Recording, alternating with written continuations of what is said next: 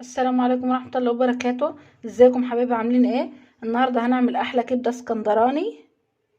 ده معايا كيلو من الكبده متقطع شرايح وقطعتين 3 دهنه، معايا فلفل وشطه وليمونه، كمون وكزبره وتوابل كبده وفلفل، واهم حاجه التوم عشان الكبده ريحها التوم والكمون. معايا صينيه فاضيه على النار، هنزل فيها بحبه زيت وسمنه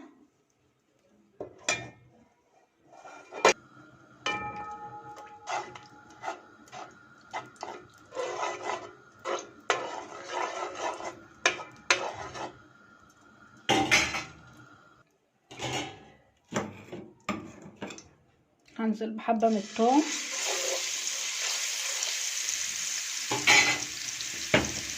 مع الدهنه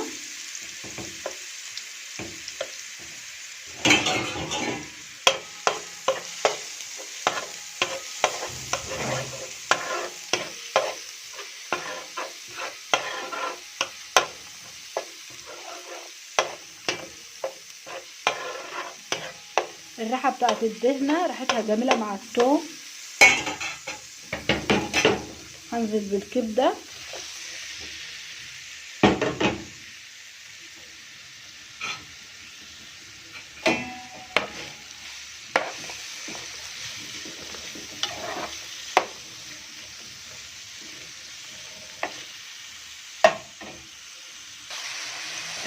هنزل بالتوابل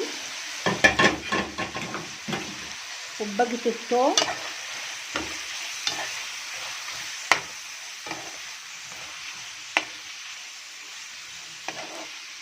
طبعا الكبده بتغيبش على النار في السوا.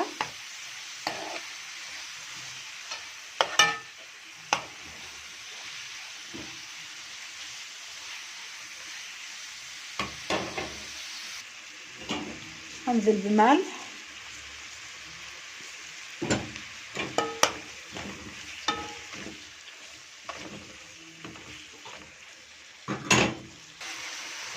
هنزل بالفلفل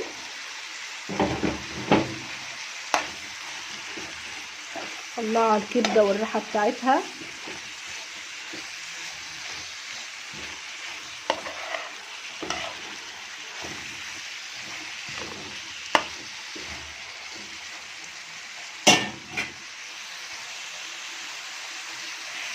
هنزل بعصير الليمونه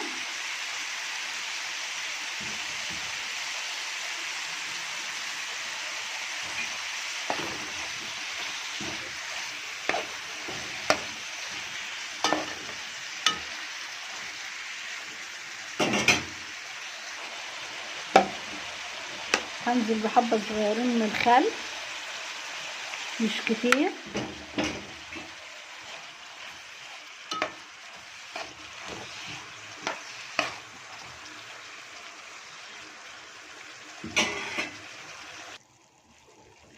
كده ادي الكبده استوت، طفيت عليها ما غابتش ثواني عشان ما بتغيبش كتير على النار.